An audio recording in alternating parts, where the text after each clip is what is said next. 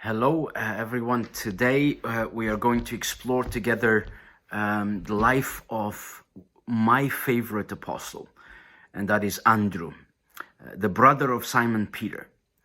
Andrew's life seems to be marked by the comparison with his brother Peter. Peter is more famous, seems to be more known, seems to be the guy that is always at the front, while Andrew is the guy in the background. And the guy who's absolutely happy to stay in the background. Although that doesn't mean that he's less important or less significant than his more famous brother Peter. I love Andrew because Andrew seems to not only take his relationship with Jesus very, very seriously, but he seems to be a person that values small things and values every person. He is the one that prefers to minister to people on one-to-one basis. Peter, on the other hand, is the apostle that ministers to the crowd. He's comfortable to speak.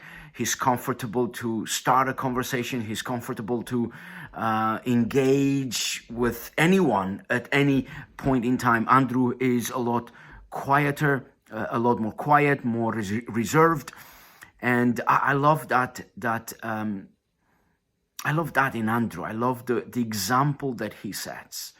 Not every leader, not every person that is influential is always at the front, is always the one speaking.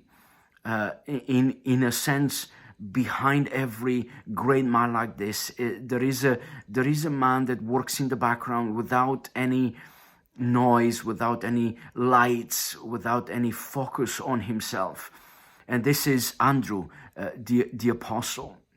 Andrew's life, or Andrew's story, begins in John chapter 1. So we're gonna look at three main events in Andrew's life: the way he meets Jesus, the way he values small things, and the way he values every individual. So three events in his life: John chapter 1, John chapter 6, and John chapter 12. So we're going to go to the Gospel of John today, and we're going to discuss these main events in Andrew's story. Now, Andrew is one of the first disciples of Jesus. Andrew, in fact, begins his life of faith as a disciple of John the Baptist. And in John chapter 1, we have this amazing time whenever Jesus comes along and John the Baptist looks at him and says, "Behold, the Lamb of God who takes away the sin of the world." And based on John's testimony, Andrew and another disciples begin to follow Jesus. Jesus notices them and he turns around and says, "What are you looking for?" So for example, in John chapter 1, verse 38, Jesus looked around and saw them following. "What do you want?" he asked them. They replied, "Rabbi," which means teacher, "where are you staying?" "Come and see," he said. It was about 4:00 in the afternoon when they went with him to the place where he was staying, and they remained with him for the rest of the day. Andrew, Simon Peter's brother. It's fascinating that from the very beginning of his gospel, John makes this describes Andrew as Peter's brother. I don't know if you've ever been in that situation where you were described as somebody else's sibling, as somebody else's company or whatever. Andrew is Simon Peter's brother, and he is absolutely fine to be called Simon Peter's brother. He was one of these men who heard what John said and then followed Jesus. Andrew went to find his brother Simon and told him, "We have found the Messiah." So the first thing that Andrew does once he meets with Jesus, he spends the day with Jesus, is to go and get his brother. And you'll find this defining Andrew. Andrew is the man who deals with people on one-to-one basis. He goes to find Peter, brings Peter to Jesus, and Jesus encounters Peter, and Peter gets his name changed. And we've discussed Peter's life the last time. But this is the beginning. This is the beginning of Andrew's relationship with Jesus, and you'll find Andrew part of the first four: Peter, John, Andrew, and James. But out of the four, Andrew seems to be left behind in many instances. There are instances where Jesus takes Peter, James, and John, but Andrew seems to be left behind for a reason or another. We do not know. However, what we know is that Jesus doesn't have favorites.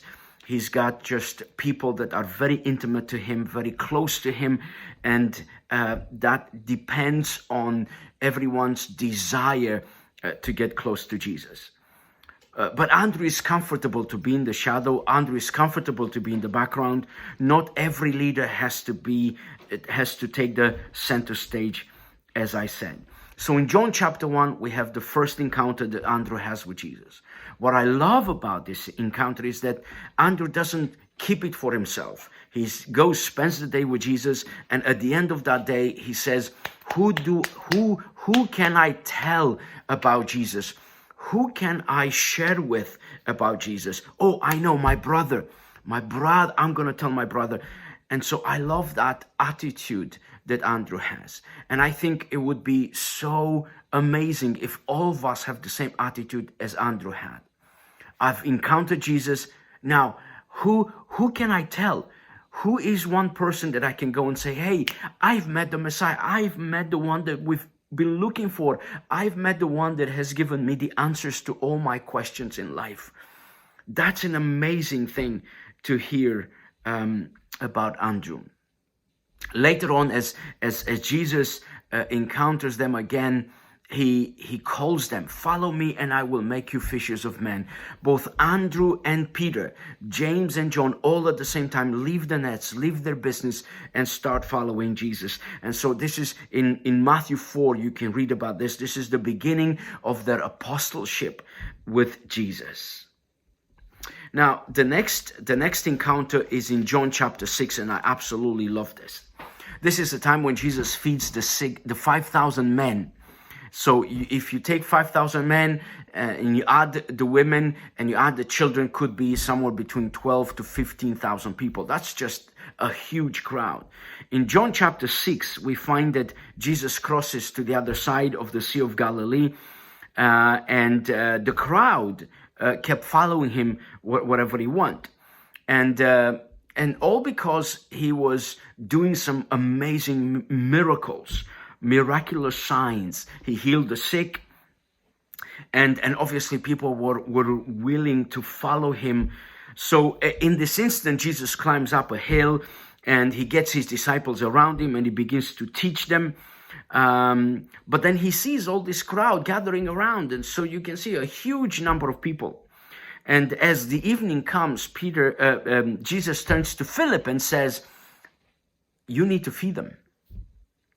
But Philip, we're going to talk about Philip later on, but Philip is the guy of details. He's the guy that says 2 + 2 is 4, therefore we can't do it. So Philip looks around and says, well, with the money we have, it's not going to be enough. And even if we work for an entire year, we would not have enough money to buy bread for all these people.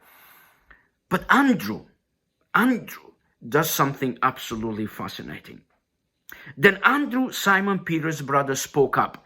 It's one of the very rare instances where you find Andrew speaking up. And what he says is absolutely fascinating. Now, Philip can see the possibility. He doesn't have the faith to see that Jesus can do a miracle. But Andrew does, because Andrew values small things. And sometimes as leaders, sometimes as Christians, we always go for the big, flashy, superb experiences. Andrew doesn't ignore the small things.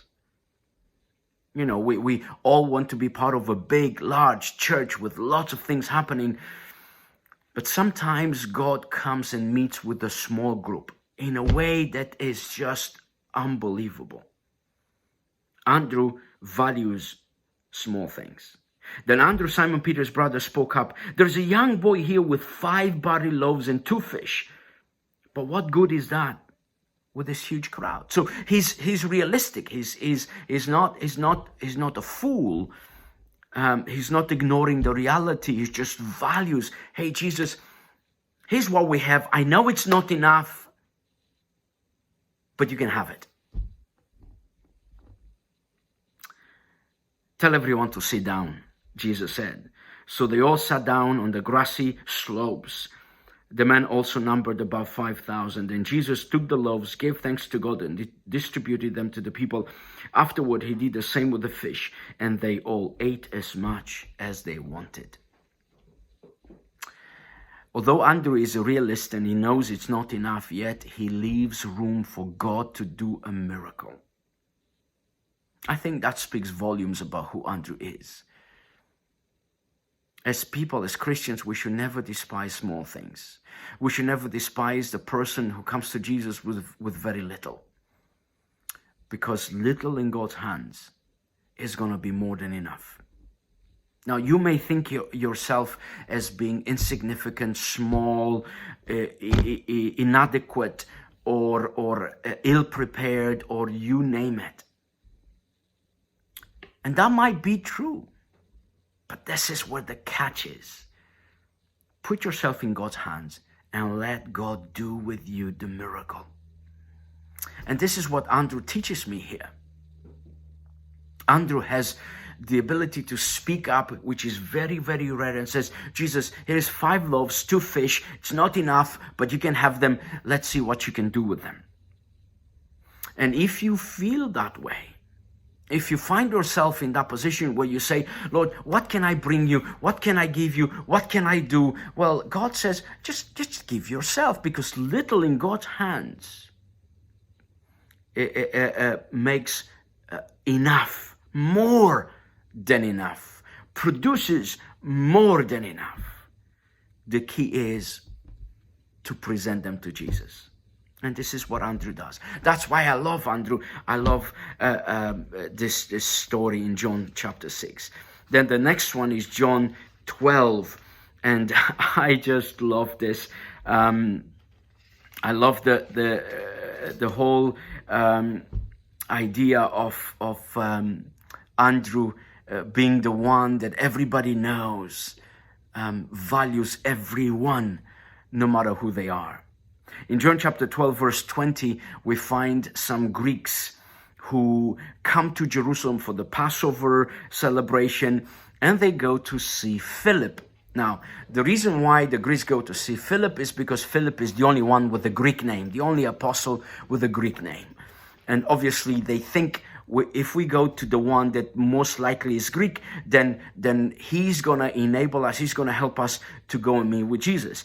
As Greeks, they came to celebrate the Passover, but we know that they were not allowed to go into the temple as Gentiles. They didn't have access, so they went in because they were seeking something. They were seeking God. And they said, Sir, we want to meet Jesus. Now, watch what Philip does. Instead of Philip saying, oh, brilliant, I'm gonna bring you to Jesus. But that's not Philip. Philip turns to Andrew. Because, Andrew is the guy that brings people to Jesus. Andrew is the one that values everyone, no matter where they come from. And listen, this is a fantastic lesson for all of us. Andrew, not only that when he encounters Jesus, he thinks about who can I bring. Not only that Andrew values small things and says, let's see what God can do with small things. He also values everyone, no matter who they are and where they come from. Philip told Andrew about it, and they went together to ask Jesus. I love this story of how Andrew seems to be the one that everybody knows. Hey, this guy is going to get us to Jesus because he values everybody the same. Greek, non-Greek, Irish, British, Romanian, whoever you are, whatever background whatever your background is, Andrew is the one to bring you to Jesus. And what happens next is unbelievable. Jesus begins to tell them about his death. He's going to tell them about how he's going to be crucified. And they have a heavenly revelation. Then a voice spoke from heaven saying, I've already brought glory to my name, and I will do so again. Andrew is a very special apostle. He's special because he thinks about, who can I bring to Jesus? I've encountered Jesus, now who can I bring? I think we have so much to learn from that. Andrew is the one that values small things. Hey, I know it's not enough. 5 loaves and 2 fish is not enough, but let's see what happens when I bring it to Jesus. Andrew values everyone. Here's some Greeks, they want to meet Jesus. That's okay, no problem. Let's see what Jesus does. I love it. I absolutely love Andrew. That's why when the apostles were dispersed from Jerusalem, Andrew went where no one dared to go. That's why Andrew is the patron saint of Russia and Scotland. Andrew was the one that led the wife of the governor of Achaia to Jesus, and the governor was not very pleased. So he forced him to deny Jesus. Andrew refused, and so he crucified him on a cross in a X shape. And the story goes that as passerbys were going by the cross, Andrew kept inviting them to come to meet Jesus. He ends his life the way he began. I just love that. He never stops inviting people to come to Jesus. That's the first thing that he does when he encounters Jesus. Who can I bring? Throughout his life, he never stopped doing that. He's the apostle that works in the background. He's in the shadows. He's in the shadow of his bigger, more famous brother, but that's okay. He's comfortable with that because his job is to bring every single person he meets to Jesus. He values small things. He values everybody. That's a lot to learn. And I pray that in some small measure, I will get to be like Andrew. God bless you and be with you until we meet again.